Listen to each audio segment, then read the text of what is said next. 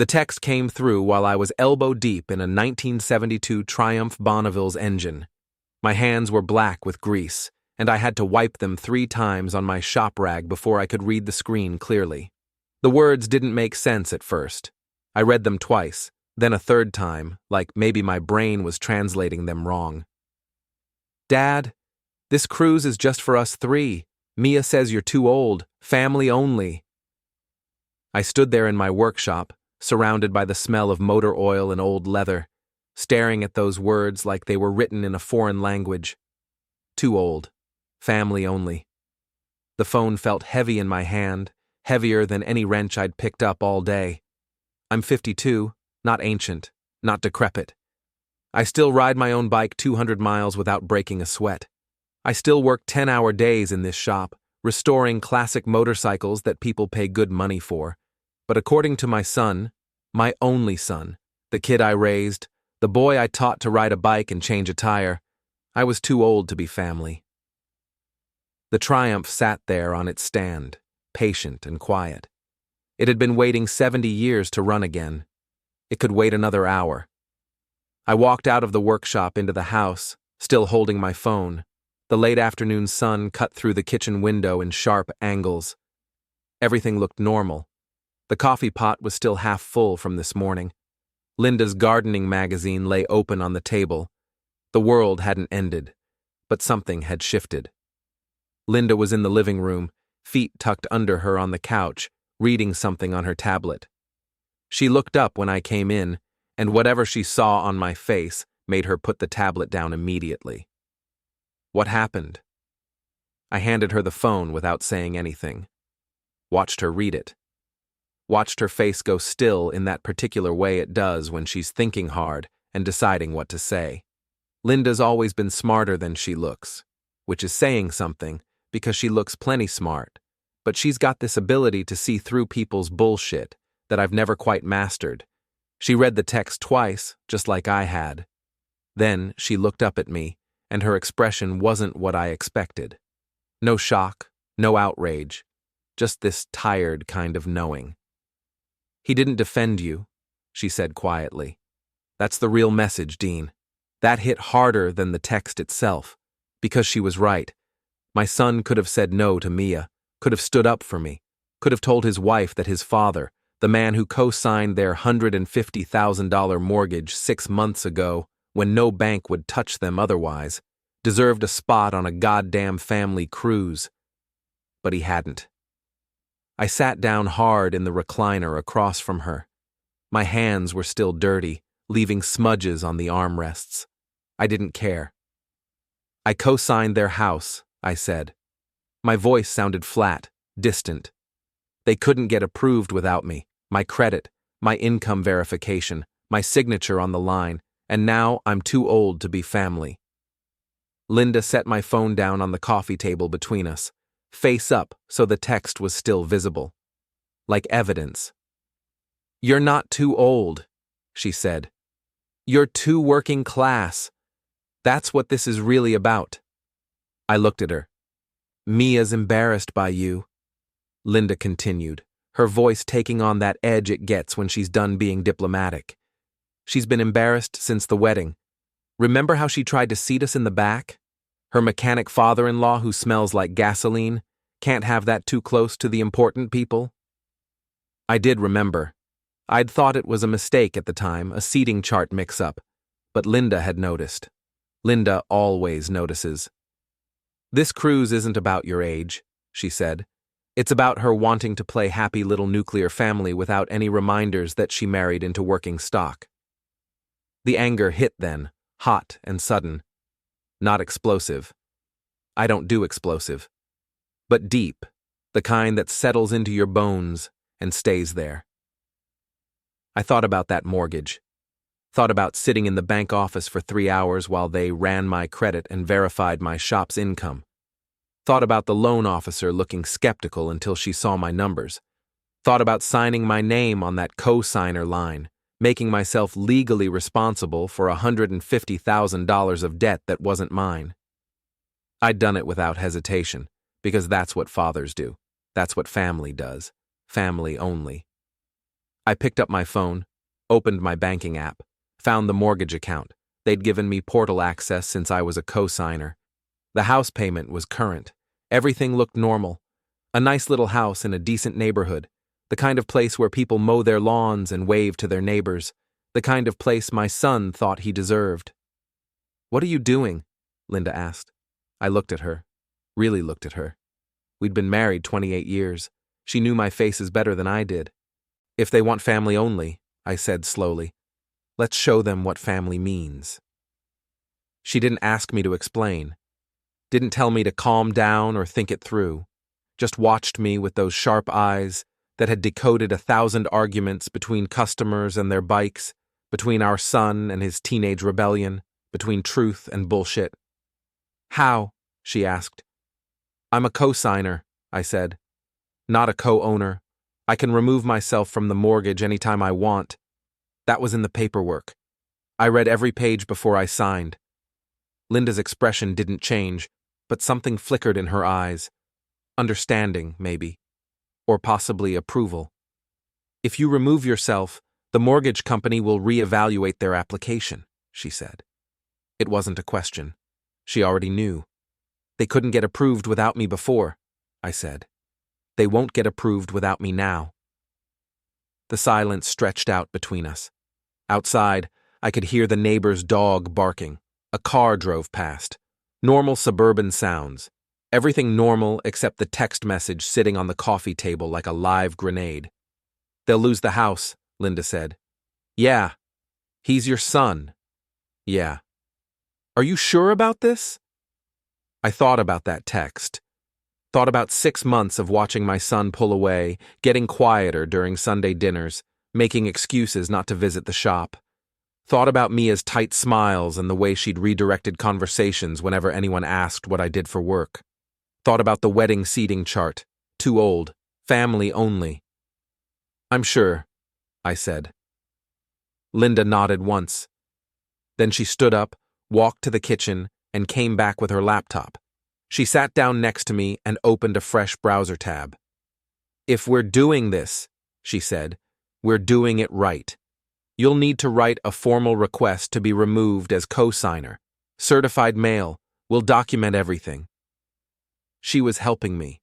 Not stopping me, not questioning me. Helping me. That's when I knew this was really happening. We spent the next 2 hours drafting the letter. Linda's got a way with words that makes everything sound reasonable and professional, even when the subtext is screaming. By the time we finished, it read like a simple, mature financial decision. A father reassessing his obligations. Nothing personal, just business. But we both knew what it really was. It was a bomb with a timer, set to go off the moment the mortgage company opened that envelope. I printed the letter on our home printer, signed it in black ink. Linda found an envelope and printed the address label herself. The mortgage company's headquarters was in Kansas City. 3 days for delivery, maybe 4. "Do you want to tell him first?" Linda asked as I sealed the envelope. I thought about that. Thought about calling my son, explaining, giving him a chance to apologize or explain or beg. Thought about how that conversation would go.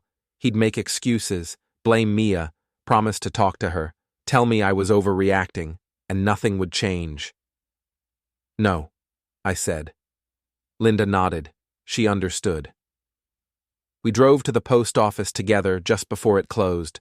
The clerk took my envelope without ceremony, printed a certified mail receipt, and dropped it in the outgoing bin. Done. Simple as that. On the drive home, Linda was quiet. I kept my eyes on the road, hands at 10 and 2, driving the same route I'd driven 1,000 times. Everything looked the same. The gas station on the corner, the elementary school playground, the coffee shop where I sometimes grabbed breakfast. Nothing had changed, but everything had changed. "He's going to call," Linda said as we pulled into our driveway. "Yeah." "He's going to be angry." "Yeah." She reached over and squeezed my hand. Her palm was warm, steady. "Good," she said. That night, I couldn't sleep. I lay in bed staring at the ceiling, listening to Linda's steady breathing beside me. My phone was on the nightstand, dark and silent. I kept waiting for it to light up, for my son's name to appear on the screen. But it stayed dark, too old. Family only. The words cycled through my head like a stuck engine. I tried to remember when things had started to change. It wasn't sudden.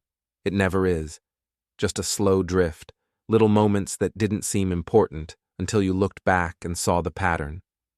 The way my son had stopped asking for advice. The way Sunday dinners got shorter. The way Mia had started checking her phone more, laughing at messages I couldn't see. The way my son's eyes had stopped meeting mine directly. He'd been embarrassed of me for months, maybe longer. I'd just been too stupid to see it. Around 2 a.m, I gave up on sleep and went back out to the workshop. The Triumph was still there, patient on its stand. I turned on the overhead lights and stood there looking at it. 70 years old, this bike. British engineering from when they still made things to last. It had sat in someone's garage for decades, forgotten and rusting, until the owner's daughter called me to see if I wanted it. I'd said yes immediately, because I could see what it had been, what it could be again. All it needed was time and attention and someone who gave a damn. I picked up my tools and got back to work. The engine didn't judge me, didn't think I was too old or too working class. It just needed someone who knew what they were doing, someone who respected what it was. By the time the sun came up, I had the carburetor rebuilt and the timing chain replaced. My hands were steady, my mind was clear, and I didn't feel guilty at all. As the story unfolds, hit the hype button, like, subscribe, and write in the comments. Would you forgive them or walk away? The mortgage company called 4 days later. I was in the workshop when my phone rang, an unknown number with a Kansas City area code. I almost didn't answer, but something made me wipe my hands and pick up. Mr. Holloway? A woman's voice, professional and careful. This is Jessica Chen from Heartland Mortgage Services. I'm calling regarding account number HM2847392. You're listed as co-signer on this account. That's right, I said. We received your certified letter requesting removal as co-signer. I need to verify some information with you before we can process this request. She went through the verification questions mechanically. Date of birth, social security number, current address. I answered each one, watching dust motes drift through the sunlight coming through the workshop windows. Thank you, Mr. Holloway. I need to inform you that removing yourself as co-signer will trigger a re-evaluation of this mortgage. The primary borrowers will need to requalify based on their income and credit alone. Do you understand this? I do. And you still wish to proceed with this removal? I do. There was a pause. I could hear her typing. Mr. Holloway, our records show that the primary borrowers on this account did not initially qualify for this loan amount without a co-signer. Are you aware that removing yourself may result in the mortgage being called due? I'm aware. More typing. The pause stretched longer this time. Sir, I'm required to ask, is there a family emergency or financial hardship causing this request? We have resources that might... No emergency, I said. No hardship. I'm just reassessing my financial obligations, that's all. I understand. Her voice had gone cooler, more professional. She knew exactly what I was doing. The removal process takes 5 to 7 business days. The primary borrowers will be notified immediately. If they cannot requalify, they'll have 30 days to either refinance elsewhere or satisfy the mortgage balance. Thank you for the information. Is there anything else I can help you with today? No, that's all. I hung up, set the phone down on my workbench, stared at it for a long moment. It was done now, really done, no taking it back. The phone rang again almost immediately, my son's number this time. I let it ring, watched his name flash on the screen, let it go to voicemail. 2 minutes later, another call, then another, then a text. Dad, call me now. Then, the mortgage company just called Mia. Call me. I turned the phone face down and went back to work on the Triumph. He called 6 more times over the next hour. I ignored every single one. When Linda came out to the workshop around lunchtime with sandwiches, she glanced at my phone and raised an eyebrow. "He's calling," she said. It wasn't a question. "Yeah. You going to answer?" "Eventually." She set the sandwiches down on the clean corner of my workbench, the only spot not covered in tools or parts. "When?" "When I'm ready." Linda smiled, not a happy smile, something sharper. "Good." We ate in comfortable silence, surrounded by the smell of motor oil and chrome polish. Through the open workshop door, I could see our backyard. The grass needed mowing. The fence needed a coat of stain. Normal problems, fixable problems. My phone buzzed with another text, then another. I didn't look. "You know he's going to show up here," Linda said. "Probably. Today, I'd guess, as soon as Mia finishes screaming at him." I wiped mustard off my thumb with a shop rag. The gate's locked. "Dean." She looked at me seriously. "Are you ready for this? For what comes next?" I thought about that, really thought about it, because this wasn't some abstract revenge fantasy anymore. This was real. My son was panicking. His wife was probably losing her mind. They were about to lose their house. Because of me. And I felt nothing. No guilt. No regret. Just a cold, clear certainty that this was exactly right. "Yeah," I said. "I'm ready." Linda nodded. She stood up, collected the sandwich wrappers, and headed back toward the house. At the door, she paused. "I heard something interesting yesterday," she said casually. "At the farmer's market. Paula Hendricks was there, works at that real estate office downtown." "Okay." "She was telling Susan Morgan about some gossip going around. Apparently, Mia's been very busy lately, talking to people, about us." I set down my sandwich. "What kind of talking?" "The kind where she explains to anyone who'll listen that her father-in-law is basically a glorified grease monkey, that you're semi-retired at 52 because you couldn't hack it anymore, that the shop is barely breaking even, that we're probably going to lose our house soon." The cold certainty crystallized into something harder, sharper. She said that. Multiple times, apparently. To multiple people. Paula heard it from 3 different sources. I stood up, walked to the workshop door, looked out at the peaceful suburban street. Neat houses, trimmed lawns, people who smiled and waved and then talked shit behind your back. "How long has she been spreading this?" I asked. "Months, from what Paula could tell. Started right after the wedding." I turned back to face Linda. She was watching me with that expression again, the one that said she was 10 steps ahead and waiting for me to catch up. "There's more," she said. "Mia's father, Robert Spencer. He's not just in real estate. He's trying to expand his office, buy the property next door. Big investment, very reputation-sensitive deal. The sellers are particular about who they'll work with. And Mia works in his office, part-time, but she's family, his precious daughter. If her husband's family turns out to be unstable, unreliable, potentially dragging down property values." She let the implication hang there. I understood. Not just revenge on my son and Mia, collateral damage spreading out in ripples, because Mia hadn't just insulted me to my face. She'd been doing it behind my back for months, poisoning my reputation, making me look weak and useless.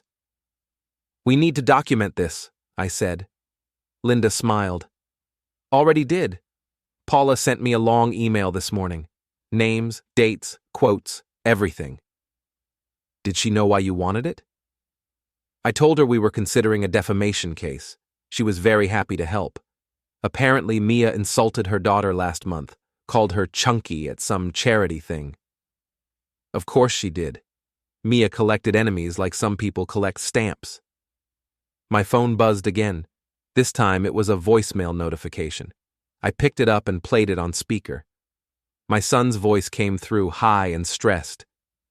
"Dad, I don't know what's happening, but the mortgage company says you removed yourself as co-signer. That can't be right. There must be a mistake. Call me back. We need to fix this.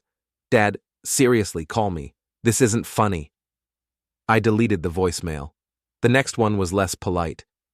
The mortgage company is talking about reevaluation. They're saying we might not qualify. You can't just do this. You signed papers. You made a commitment.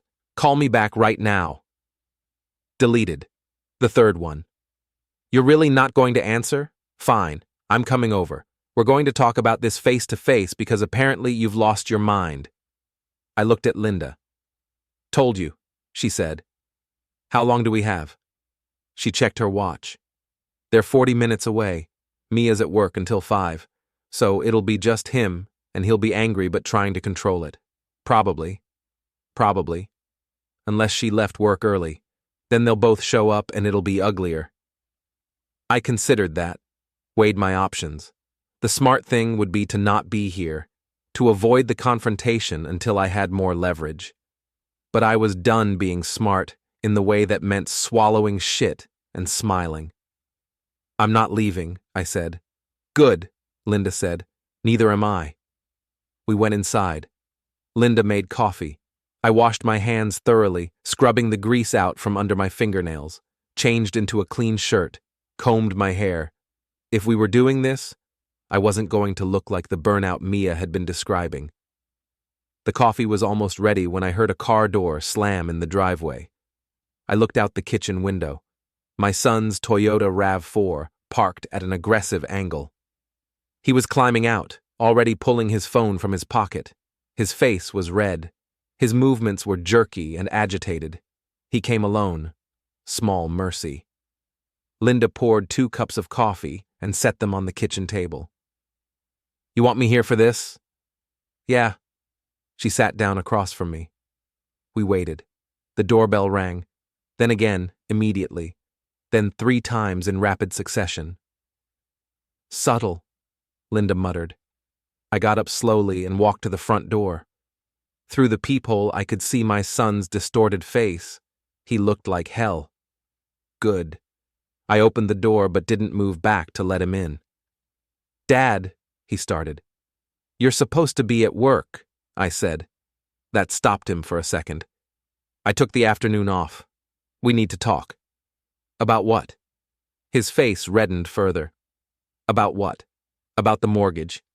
About you removing yourself as co-signer. About what the hell you're thinking. I'm thinking I'm reassessing my financial obligations, I said calmly. Same thing I told the mortgage company. That's bullshit. You know that's bullshit. You can't just do this. Actually, I can. I read the paperwork before I signed it. Co-signers can remove themselves at any time. It's in Section 7, Paragraph 3. He blinked. I don't think he'd expected me to cite specific clauses. But we'll lose the house, he said, his voice cracking slightly. They said we won't qualify on our own. Dad, we'll lose everything. Sounds like a personal problem. He stared at me like I'd grown a second head. A personal problem? It's our house. You helped us get that house. You signed for it. And now I've unsigned. Simple. This is because of the cruise. It wasn't a question. His voice had gone flat, understanding finally clicking into place. You're sharp today. Dad, that wasn't... Mia thought I was too old. Family only. Yeah, I got the message. It wasn't like that. What was it like then?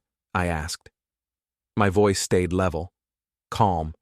That seemed to unnerve him more than yelling would have. Explain to me what family only means when I'm your father. He fumbled for words. She just meant the cruise was already planned and the cabin only fits 3 people and... Stop. He stopped. You're lying, I said. To me and to yourself.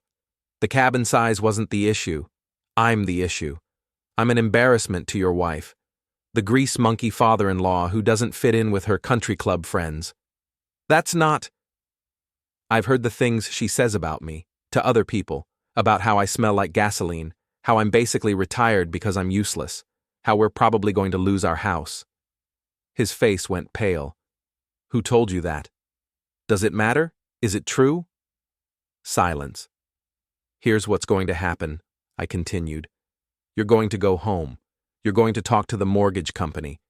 You're going to figure out your options, which probably means selling the house or finding someone else stupid enough to co-sign for you. And you're going to do it without me. Dad, please, I'm too old, remember? Too old to be family. So this is me accepting your definition. You wanted me out of your family? Congratulations, you got your wish. I didn't mean, yeah, you did. I started to close the door. Have a good life, Tyler. He caught the door with his hand. Wait, Dad, wait. Can we just talk about this? Really talk? I looked at him. My son, 26 years old. I'd taught him to tie his shoes, taught him to swim, held him when he cried over his first breakup, and he'd chosen his wife's social anxiety over me. No, I said, and I closed the door. He stood there for a moment. I watched through the peephole, saw him try to decide whether to ring the bell again, saw his hand lift, saw him drop it, saw him turn and walk back to his car. The RAV4 sat in the driveway for another 5 minutes. I watched him through the window, saw him on his phone, probably calling Mia, probably getting screamed at. Finally, the car started. He backed out fast, too fast, almost hitting the mailbox. Then he was gone. Linda appeared beside me. How'd it go? About how you'd expect. You okay? I thought about that. Checked my internal emotional state like you'd check an engine's oil level, looked for regret, guilt, sadness, found nothing but that cold clarity. Yeah, I said. I'm okay. She kissed my cheek. Good. Now come drink your coffee before it gets cold. We have planning to do. Planning? Dean. She gave me that look. You removed yourself from the mortgage. That's step one. But if we're really doing this, if we're really showing them what family means, we need to think bigger. I followed her back to the kitchen, sat down, wrapped my hands around the warm coffee mug. What did you have in mind? I asked. Linda's smile was sharp enough to cut glass. Everything, she said. The camera installation company came first thing in the morning. Linda had apparently called them at 7 a.m. while I was still cleaning up glass fragments from the kitchen floor. By noon, we had 6 cameras covering every angle of the property: front door, back door, driveway, side yards, garage, and one pointed at the street. No such thing, Linda replied. Everything records to the cloud, motion-activated alerts to both our phones, 60 days of storage. If they come back, we'll have them on video. The installer finished and handed us the information. You can watch the feeds from anywhere. Just download the app. After he left, Linda immediately pulled up the app on her phone, checking each camera feed. Crystal clear, even has night vision. You're enjoying this too much. She looked at me over her phone. Someone threw a brick through our window last night, Dean. Damn right I'm enjoying having surveillance. Fair point. I went out to the workshop to think. The Triumph sat there, fully restored and beautiful. I'd already decided to keep it rather than sell it. Some things you fix because they deserve to be fixed, not because there's profit in it. My phone buzzed. A text from an unknown number. Cameras won't help. You can't watch everything all the time. I showed it to Linda when she came out to check on me. Save it, she said immediately. Add it to the folder. They're documenting themselves at this point. They're trying to scare us. I know, it's not working, is it? No. She smiled. Good. That afternoon, I drove downtown to actually look at the building I'd bought, parked across the street and just sat there, staring at it. The vacant insurance office, empty windows, faded sign, $200,000 of pure spite sitting on Main Street. Robert Spencer's office was next door, gleaming and professional. Through the windows, I could see people moving around inside. Busy, successful, everything Spencer wanted people to see. The next morning, Linda went on the offensive. She started by contacting the couple from the property flip, Jerry and Alice Morrison. They'd sold Spencer a house for $200,000 that he'd immediately flipped for $350,000, using insider knowledge of a planned commercial development nearby that would triple property values. The Morrisons had never known about the development, never had a chance to adjust their price or wait for the market to shift. Not illegal, just ethically rotten. Linda met them at their current apartment across town. She was gone for 3 hours. When she came back, she was carrying a folder full of documents and a thumb drive full of audio recordings.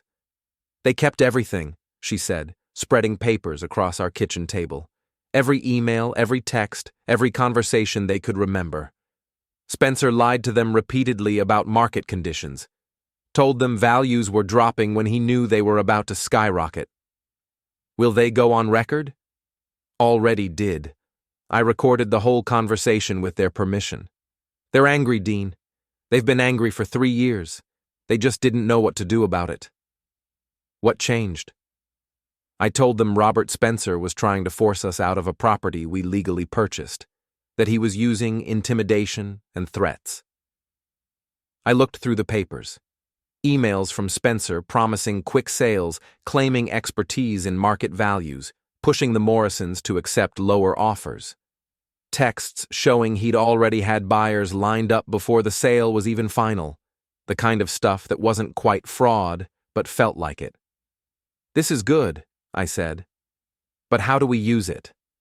Linda pulled out her laptop. "I've been thinking about that. We can't just email this to the local paper. They'll bury it or give Spencer a chance to spin it. We need something more direct, more public." "Like what?" "Like a website. Simple, clean, professional looking. The truth about Spencer Real Estate. We post everything. The Morrison case, documents, audio recordings. Let people make their own decisions." "That's libel." "Only if it's false. Everything we're posting is documented fact. We're not making claims, just presenting information. Spencer will sue. Maybe, but the discovery process would be public. He'd have to prove the information is false, which it isn't, and the lawsuit itself would draw more attention to the site. Streisand effect. I thought about it. It was aggressive, potentially expensive if Spencer did sue, but effective. "Do it," I said. Linda already had the laptop open. "I figured you'd say that. I bought the domain this morning. The website goes live in an hour." She'd been planning this before even talking to me. Sometimes I forgot how far ahead Linda thought. By noon, the website was live. Simple black and white design, professional layout, everything documented with sources cited. The Morrison case took up the main page, but Linda had also included 3 other questionable deals she'd dug up through public records. Nothing illegal, but all showing a pattern of Spencer prioritizing profit over ethics. We didn't promote it, didn't send it to anyone. Just let it exist on the internet, waiting to be found. It took less than 3 hours. Paula Hendricks called Linda first. "Holy shit, Linda. Did you see the website about Spencer Real Estate?" "What website?" Linda asked innocently. "Someone put up this whole expose about Robert Spencer's shady deals. It's all over the neighborhood Facebook group. People are sharing it everywhere." "Really? That's interesting." "Interesting? It's nuclear. Spencer's going to lose his mind." After Paula hung up, Linda showed me her phone. The website link had been shared 47 times in the neighborhood group alone. Comments ranged from "always knew he was a snake" to "this is a hit job" to "holy crap, I almost sold to him last year." By evening, the shares had tripled. The local newspaper had picked it up. Their article was cautious. Allegations surface about local realtor, but included enough details to be damaging. My phone rang around 6 p.m. Unknown number. I answered. Spencer's voice, raw with fury. "You hear me?" "That a threat, Spencer?" "You put up that website. I know it was you." "Actually, I don't know anything about web design, but I'm looking at it now. Interesting reading. Everything on there is legal. Every single transaction was legal." "Legal isn't the same as ethical. You lied to people, used insider information, manipulated sellers for your own profit. All legal, maybe, but pretty shitty. You have no proof I'm involved in any of this. The website seems to have plenty of proof. Documents, recordings, testimony, all properly cited and sourced. I'm suing. You, your wife, everyone involved. I'll take everything you own. Good luck with that. Discovery should be entertaining. All those documents becoming public record. Can't wait. He made a sound somewhere between a growl and a scream. This isn't over. Yeah, it is. You're done, Spencer. Your reputation is cooked. And it's all because your daughter couldn't keep her mouth shut, and your son-in-law was too weak to stand up for his own father. Tyler had everything to do with it. He chose his wife over me. You chose to back them up. You chose to threaten my wife. You all made choices. Now live with them. I hung up. Linda was watching me with an expression somewhere between admiration and concern. That was aggressive. He threatened you. I know. But pushing him when he's already cornered? She trailed off. What? You think I went too far? No. I think we need to be ready for whatever comes next, because Spencer's not going to just roll over. She was right, but I was past caring about being careful. That night, the website got over 2,000 views. By morning, it was over 5,000. The local newspaper ran a follow-up story. The comments section was brutal. And then, things started happening. First, Spencer's office phone number and email were bombarded with angry messages from people he'd screwed over the years. People who'd had similar experiences, but had kept quiet. Now they all came forward at once, emboldened by the Morrison story. Second, 2 of his agents quit, posted on social media that they couldn't work for someone with ethics that questionable. Third, the property sellers who'd been negotiating Spencer's expansion deal pulled out entirely, issued a statement saying they were re-evaluating their options based on new information. Spencer's business wasn't just damaged, it was imploding, and Tyler was caught right in the middle of it. My son started calling again. Different tone this time, not angry or desperate, defeated. Dad. His voice was flat. We lost the house. Official notice came yesterday. We have 2 weeks to move out. Sorry to hear that. Are you? Really? I thought about lying, decided not to. No, not really. I didn't think so. A long pause. Mia left me. That surprised me. What? Moved out yesterday, back to her parents' house, said she couldn't handle the stress, said I was useless and weak and she never should have married me. Tyler, she was right. I am weak. I should have defended you, should have told her to shut the hell up about you, should have said no to that stupid cruise. His voice cracked, but I didn't. I chose her, and now I've lost everything. I didn't know what to say. Part of me wanted to comfort him. Tell him it would be okay, that we could fix this.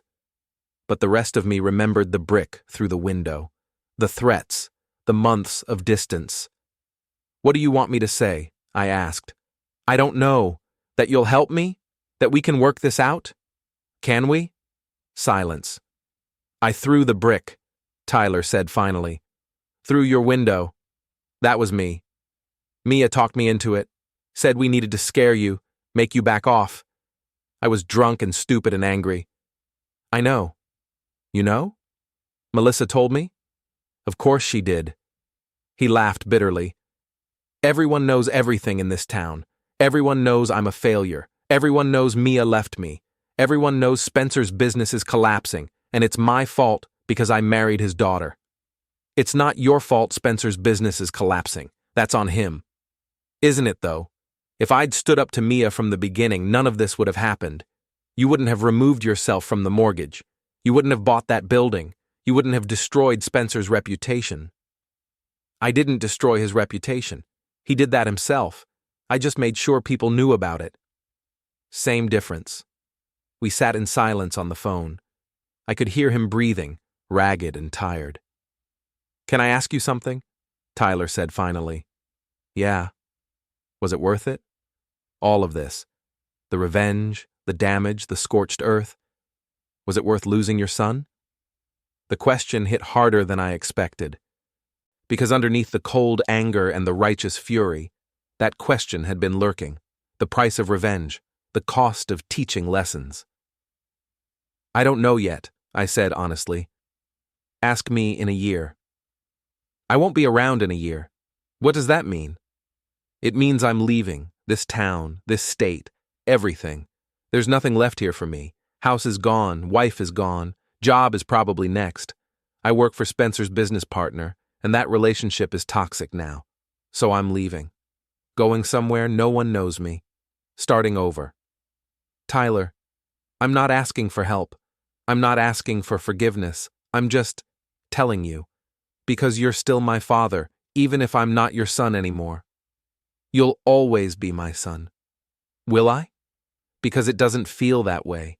It feels like you sacrificed me to prove a point. Maybe I had. Maybe that's exactly what this was. A point proven with maximum prejudice. I'm sorry you feel that way, I said. Not an apology, just an acknowledgement. Yeah, me too. He hung up. I sat there holding the phone, feeling something crack inside my chest. Not guilt, not quite regret, but something close to loss. Linda came into the room. That was Tyler? Yeah. How is he? Broken. Mia left him. He's leaving town. She sat down next to me. And how do you feel about that? I don't know. Dean. She took my hand. It's okay to feel bad. It's okay to wish things were different. That doesn't mean you made the wrong choice. Doesn't it? No, because the alternative was letting them walk all over you, letting them use you and disrespect you and treat you like garbage. That would have been worse. That would have been you losing yourself. Maybe she was right. Maybe this was the price of self-respect. Maybe some relationships couldn't be saved because they were already broken. My phone buzzed with a text. Tyler. The brick was wrong. The threats were wrong. Everything I did was wrong. I'm sorry, Dad. I really am. I showed Linda. She read it and squeezed my hand. Are you going to respond? She asked. I don't know what to say. Then don't say anything. Not yet. Let him leave. Let some time pass. See if the apology still means something in a month, in 6 months. If it does, maybe there's something to rebuild. And if it doesn't, then you have your answer. I put the phone down. Didn't respond to Tyler. Didn't know if I ever would. That night the house felt emptier somehow, like something had left that wasn't coming back. I tried to work in the shop, but couldn't focus. The Triumph sat there, perfect and restored, and all I could think about was teaching Tyler to change oil when he was 12. Linda found me out there around 10 p.m. Come to bed. Not tired. Dean, come to bed. I followed her inside. We lay in the dark, not talking. Linda's hand found mine under the covers.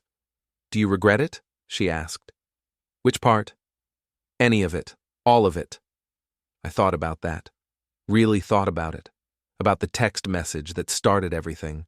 About the cold anger and the methodical revenge. About the website and Spencer's collapse and my son's broken voice on the phone. No, I said. I don't regret it. Really? Really? Because the alternative was being a doormat, was letting them think I didn't matter. And I do matter, Linda. My dignity matters. My self-respect matters.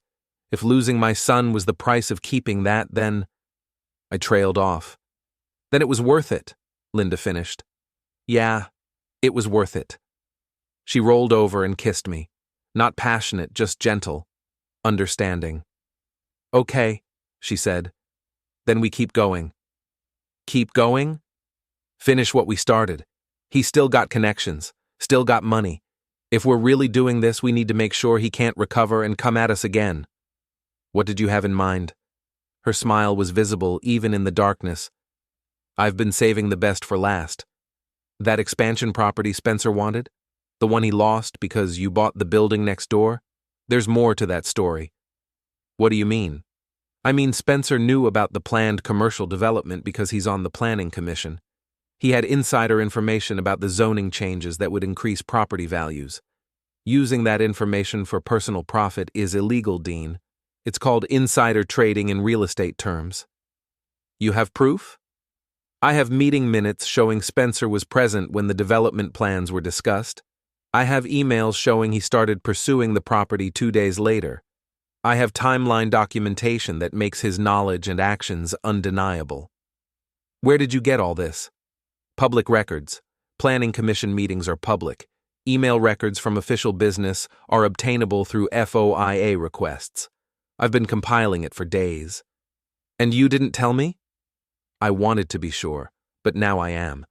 Spencer broke the law, and I think we should make sure the State Ethics Board knows about it. This was beyond revenge. This was nuclear. Linda, I know what you're going to say, that it's too much. But Dean, he threatened me. He sent someone to photograph me. He tried to use intimidation and corruption to force us out. He deserves this. She was right. He did deserve this. But once we pulled this trigger, there was no taking it back. Spencer wouldn't just lose his business. He'd lose his license, possibly face criminal charges. What about Mia? I asked. This will destroy her too. Mia destroyed herself. She made her choices. Tyler made his. Spencer made his. Now they get to live with the consequences. I thought about my son's voice on the phone, broken and defeated. Thought about adding more weight to that, more damage. Then I thought about too old, family only. Do it, I said. Linda was already reaching for her laptop.